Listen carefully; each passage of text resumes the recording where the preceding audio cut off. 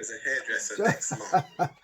Listen, Right? girls, just to add to what Rudy has said, we are firmly rooted in our culture. We are absolutely proud of who we are. So we're not going to compromise. Yeah. We understand the legacy and the heritage of Afro hair in such a way that for every brand out there, be there Sassoons or Tony and Guys or Trevor Sorbys or Nicky Clark, there's an equal and opposite black brand that has the same kind of pedigree. So hair, from our perspective, begins with black hair, Afro hair. So Afro hair isn't behind anybody else's; it is in front. And just to shed light on that wonderful assertion, it is Europeans who misappropriated and plagiarized Afro hair. So when you think of the bob, and this is my pet topic, when you think of the bob, you often think that it's a Monroe or perhaps Annie Winter from Vogue magazine. Or Mary Quant, because it wore the bob so well. But that bob was created by black people in Africa over 3,000 years ago. These are the things that I want to talk about in the podcast, because I really like what you were just saying about how kind of everything started from Afro hair, because I grew up here, that's not anything I was taught, and I was always taught to, you know... We all were, don't worry. Exactly. Like, white history is important. Like, we don't get the opportunity to understand our black history and where the origins from these things come from. And it's because of that, and it's because of kind of those attitudes being instilled from me from very young that I've thought these things about my own hair and kind of stayed with me for such a long time. So really and truly, like, part of this as well is I really want to make the sort of content I wish I had when I was growing up, so we can empower the next generation to really... Yeah, and we commend you for it, because what I like with the way you've put it, Ilian, is that you're not, as was in Hair Power, hating yourself, ourselves or not. That's our issue. In fact, they dislike the fact when we go to them and say, well, actually, I hate my hair. Yeah.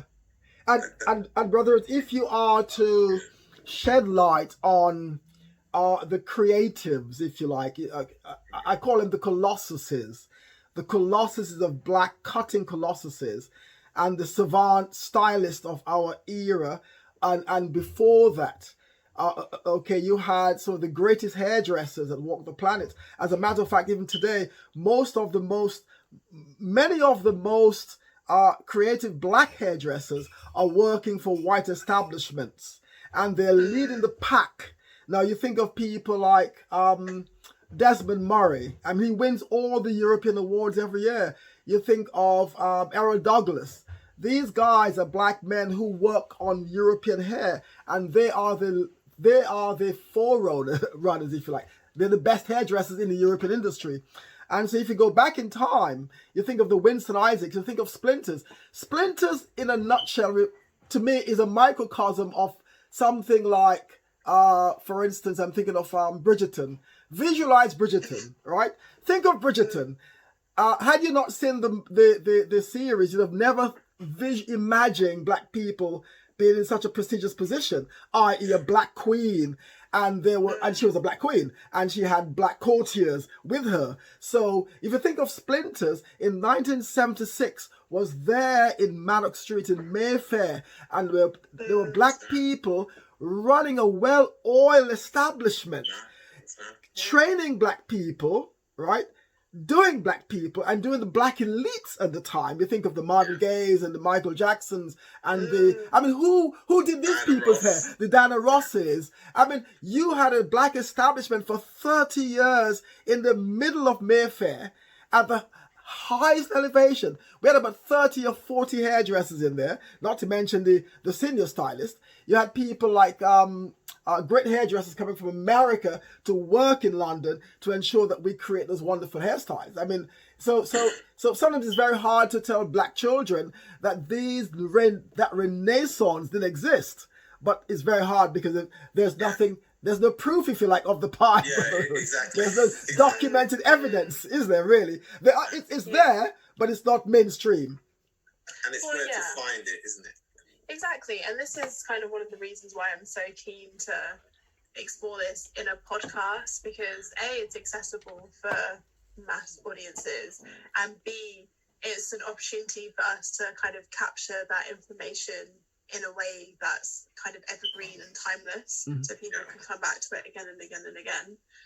We've got think what a lot of us are doing, just how Derek, you was effectively saying, you know, just because it wasn't seen as mainstream, it doesn't mean that this wasn't our norm. And that's the sort of thing that we will have put out the content that, regardless if you see it as mainstream or not, Exactly. for a lot of us, this is our norm. I mean, but they will watch and listen to it though. Yeah, of course they will, and they will probably try and research it and then readapt it and present it back to us. Of course, yeah.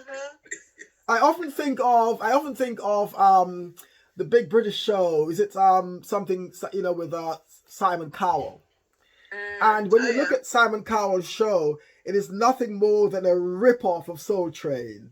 The concept, the idea. I mean, you could go back in time and literally see how they've misappropriated every aspect of black culture and make it their own. Isn't it just like how Living Single is like a copy of Friends copied Living Single? Is it that way around? Yeah. And that's evident in animation. In most children's cartoon, you see little white cartoon characters doing things that belongs to black culture.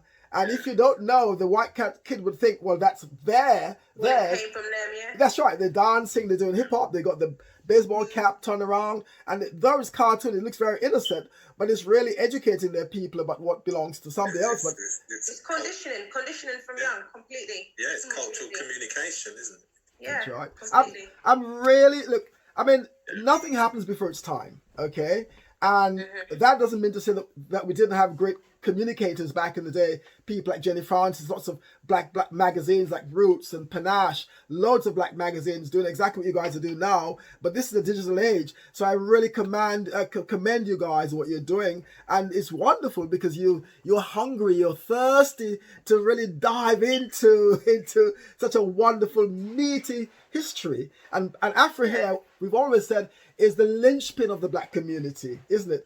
You've had more millionaires coming out of hair than any other industry coming from Afro Hair. You think of people like Morgan Garrett, who invented the relaxer. You think of Madam C.J. Walker. You think of, Rudy just said, Comma Control. You think of George Johnson, who created the Afro Sheen Jet magazine and Ebony magazine. These guys were billionaires of their time. Why is it that black kids aren't being told about these great entrepreneurs? And it's the economic cornerstone of the creative industries. That's right.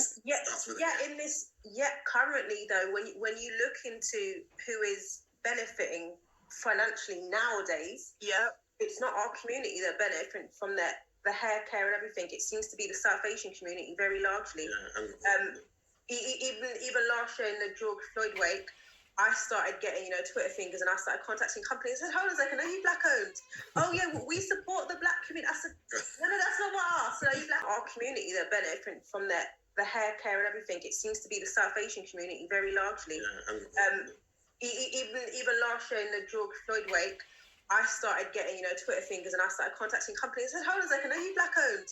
Oh yeah, we support the black community. I said, no, that's not what I asked. Are you black owned? I said, I'm gonna need you to speak up. And they said, no, we're not. I said, that's all I asked. But you can to loads of brands that you would swear by a black owned. They're not. They profit off us, but and also the money doesn't go back into our communities. That's a bit of a conundrum. That's a very good observation, and we had a talk about this not recently. So it is true that most of the black brands aren't black owned, but they were once black owned. And of course, they've been bought out. And Rudy and I have come to this situation. Why is it black people aren't investing into their own creations, their own product line? Think of Carol's Daughter. She got 70 million by L'Oreal for Carol's Daughter, and a firm and many other brilliant products that came on the market. But we're not investing into our product. But it's remarkable to hear you two guys and the kind of excitement and the anxiousness to do something great. I think you could do a wonderful job in terms of changing people's minds and attitude and shedding light on what we are doing.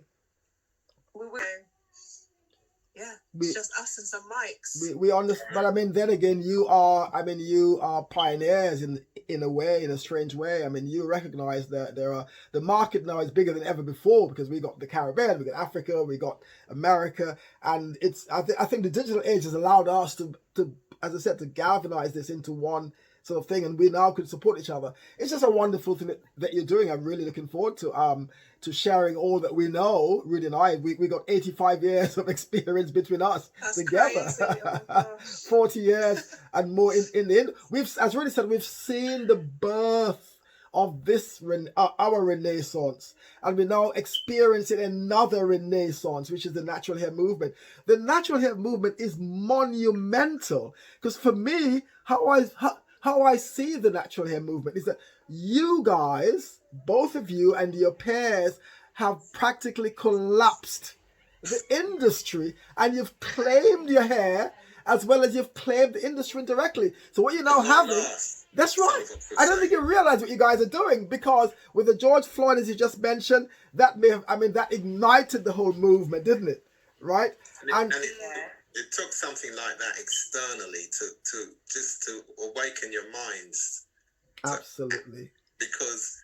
And markets are designed to, and you use communications really to make the consumer mindless in terms of, well, don't think about it. Just whichever's the shiny brand that I've been piling into your brain, like Nike, just do it. Just go get a Nike. Don't look at anything. I mean, don't worry about the supply chain. Don't worry about anything.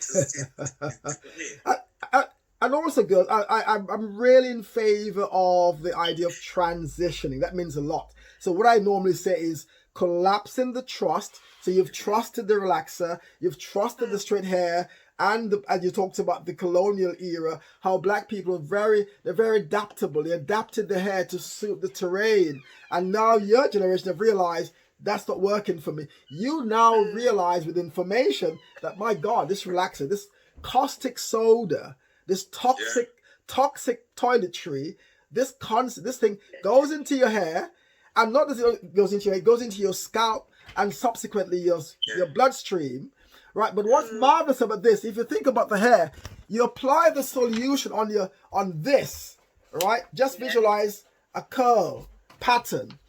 The solution goes in this curl pattern, but it cannot reform it forever, because after 3 months, this curl pattern says, hold on, no.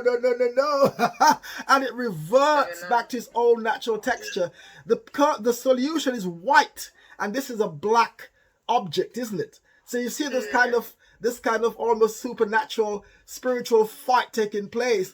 And for the first time, you guys have said, no relaxers for me. I'm going to wear my own hair. And you're now appreciating the beauty. But another thing we're going to say to you guys, when Rudy says Afro hair isn't a number, we do not conform to the narrative that says 4B and 1B and 2B. That's a lot of cobblers. We don't buy into that. And when you look at that actual template, Afro hair is there and European hair is there. And so that would be 1. And everything after that would be Afro hair. So we are saying your hair isn't 1B and 2B and 3B. All hair types, black or white, has 3 structure. It's either coarse, medium, or fine. And within that, you know what I'm saying? So in Afro hair, you got coily, which is very, very tight curls, or you can have wavy. But the Europeanized kind of this now is supposed to be the epicenter of normal. This is what you need to be, and if it's not that, this is not good. And what some black trichologists are saying, which is so upsetting, brethren. These black trichologists, who are all friends of ours, are saying, oh well, the reason why Afro hair is dry is because there's too many coils. So when the hair gets moisturized, the moisturizer can't get to the middle and to the end, and hence the reason why Afro hair is dry. This is absolutely pathetic. We don't buy into that narrative whatsoever. It's just not true. It's of course not. Afro hair, you see. And this is where the difference in terms of the experts and the expertise. So you'll have people who don't have the expertise and knowledge and insight, and assume because it's the narrative around Afro hair. Well, nobody's got that knowledge. Nobody's got the insight. No. And of course, it's just not true. I mean, 40 years ago, we had salons, we had hairdressing schools throughout the length and breadth of this country. The main curriculum for black hair and makeup was actually led by a lady called Hyacinth Jarrett, who's still alive, living in West Bromwich in the Midlands. Indeed. So I'm sure I will be able to connect you for you just to talk to her. Yes. And she produced a 3-year curriculum, which I actually have. She gave me the whole 3 years. We are the gatekeepers for that, definitely. Yeah. And she said, you're the guys who trust with it, because we believe in and understand that you need to train young people in their own hair. The thing is one of the challenges that you will have, and you will know this, always is to present us as being normal. We are actually normal. Everything about us is normal. Sure.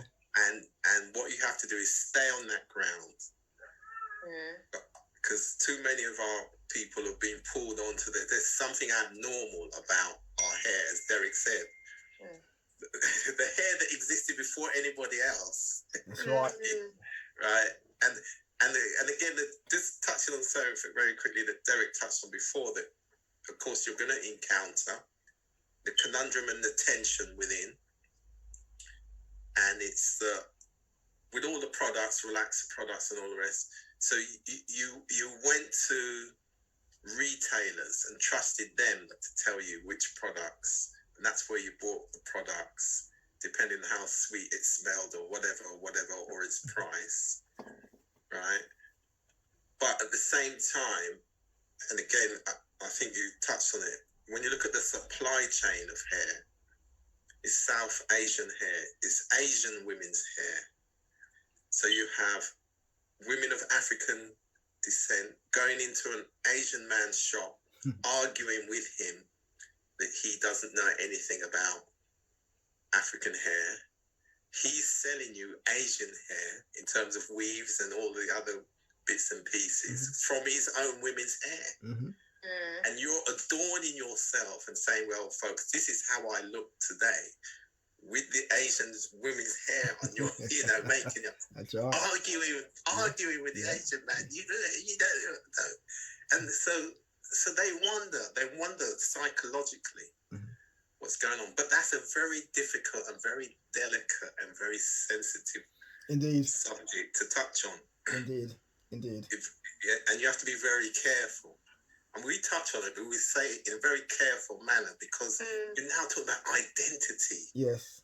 And also, if you don't feel right about your identity as it relates to your hair for whatever reason, you may, because we talk about hair loss, lupus, cancer, all kinds of different treatments that you may be having. And that affects how you may, how you feel about yourself and how you present yourself and how you now feel that you look. And as one of our technicians told us, she realized one day when she took off the hairpiece from the back of her hair, she realized, wow, I'm disappointed with my own natural look. Yes. Do you see me? So it's a very sensitive, so we have to be very careful with that.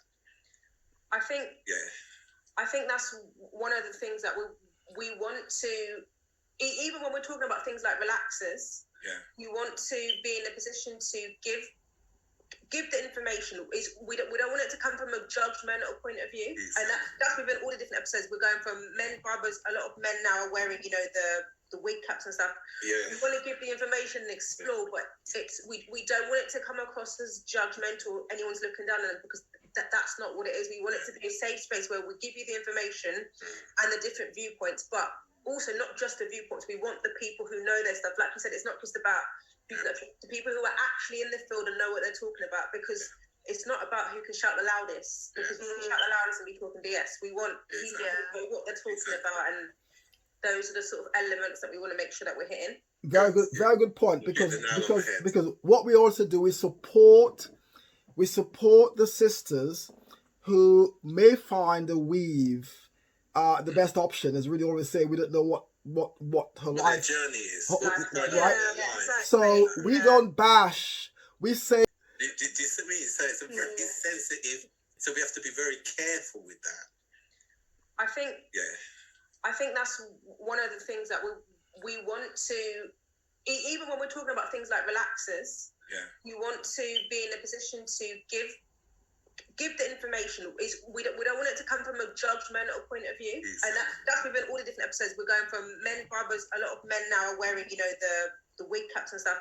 Yeah. We want to give the information and explore, but we don't want it to come across as judgmental. Anyone's looking down on it, because that's not what it is. We want it to be a safe space where we give you the information and the different viewpoints, but also not just the viewpoints. We want the people who know their stuff. Like you said, it's not just about the people who are actually in the field and know what they're talking about, because it's not about who can shout the loudest, because we can shout the loudest and be talking BS. We want people who know what they're talking about, and those are the sort of elements that we want to make sure that we're hitting. very good point, because what we also do is support the sisters who may find a weave the best option. As we always say, we don't know what her life journey is. Right? So we don't bash. We say in our company there are 9 principles of Afro hair. An Afro woman, a black woman, has 9 genres that she could choose from. And here's what we also say: when a black woman wears weave, it is in her consciousness. She understands the need to wear weave because she invented the weave. So when a black woman wears a weave, she's not trying to be European, because her ancestors created the weaves over 3,000 years ago when they shaved off their own hair in the middle of the Sahara Desert in Egypt there for hygiene purposes, and took her hair and made a wig or a weave with it. Yeah, we see that. Original. Yeah, that's right. We see Cleopatra wearing that weave. So we keep saying, okay, where's the entrepreneur women now taking African hair and saying, listen, to make them weaves, we can make these from our own hair? Because if they did it at least 5,000 years ago, it can be done. It can be done. And you saw that junction position when in the movie Black Panther, the sister, the warrior sister, she had the weave for whatever reason.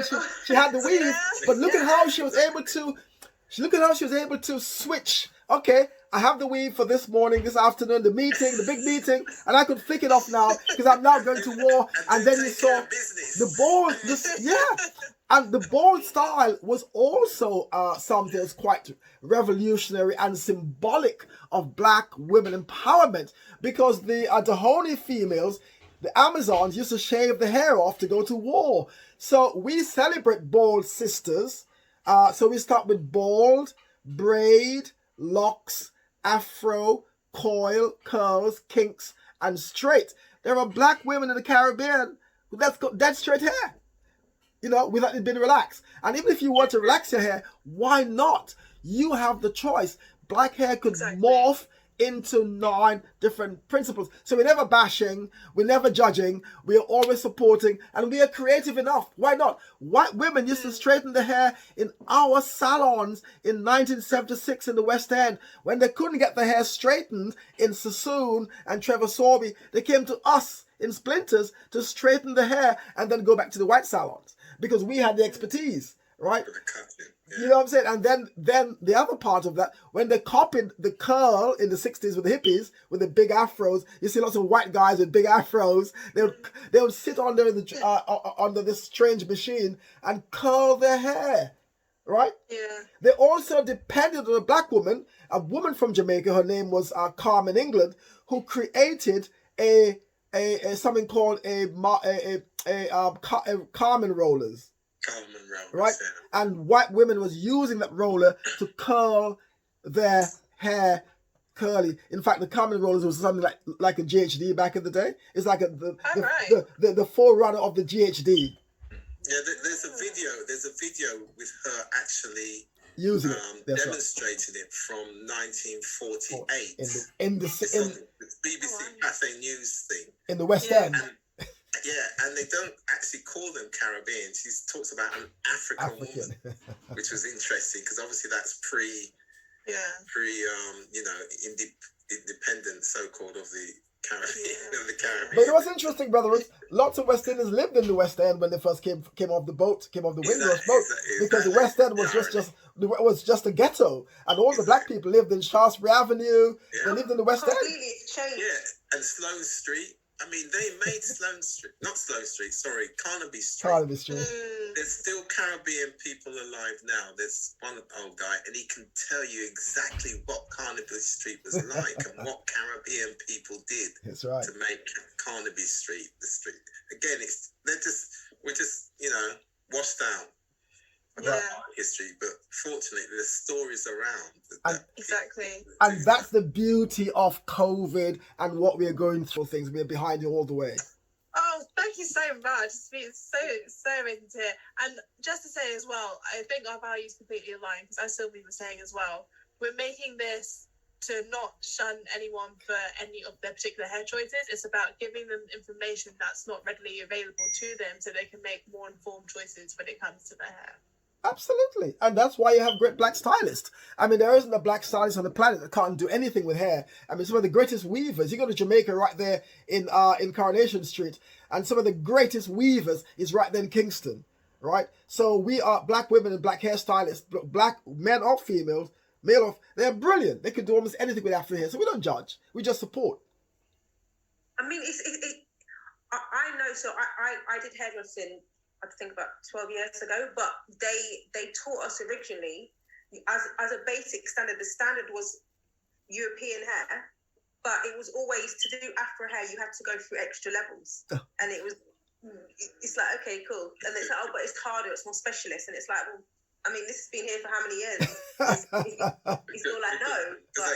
Because they didn't want to teach it, and they threw it out. They worked to get it out of the curriculum, and they got it there. The generation ahead of us fought to get it in there and into the schools and get it certified and accredited. And then over the years, they chipped away at it until they got it out altogether, virtually. Completely. When a white woman goes into a black salon, it's normal. When a white man goes into a black barbershop, it's normal. When a black woman goes into a white salon or a white barbershop, the entire salon gathers around because it is something it's a fascination. It's, as you said, talking about expertise. They're amazed, and they're hairdressers. Black hairdressers can do any hair, right?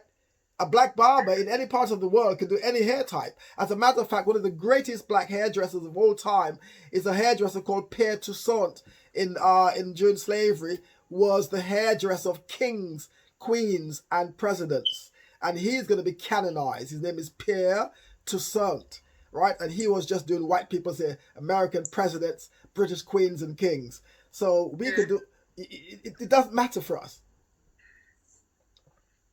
We serve humanity, don't we? If you think about it.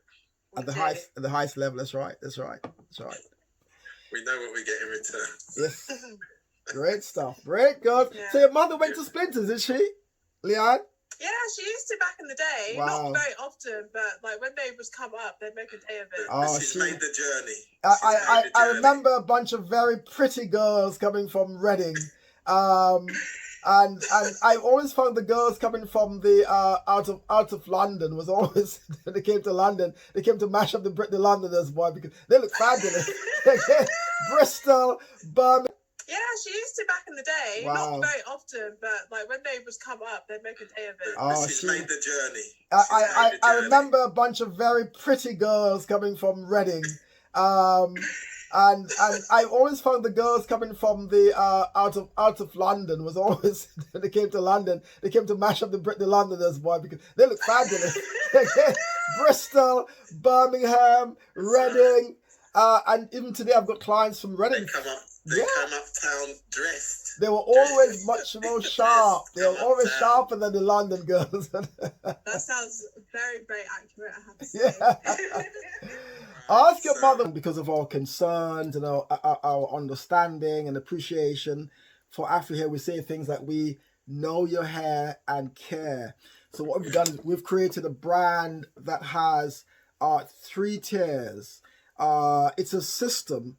And I think Afro hair needs more than just a shampoo and a conditioner. And for sisters like yourselves who are transitioning, we don't say to our clients just shampoo your hair, but we encourage our sisters to not just shampoo, which is the shampoo. We encourage them to co-wash. Co-wash. Right. Oh, yeah. The reason for the co-wash, we believe, is that shampoos are not ours, but shampoos are harsh, because shampoos are predominantly the parabens and the sulfates, and they can have a really profound adverse effect on the hair. So we say to our clients, wash your hair, just shampoo your hair just once, but continue to shampoo using the co-wash. Because what Afro hair needs is 3 fundamental things: moisture, hydration, and nutrient. Moisture, hydration, nutrient. And not does it only need moisture, hydration, nutrient. Those nutrients, those things, those components must also be, it must be a good humectant. It must keep the moisture in. Okay. It must be a good occlusive, and it must also be a good emollient.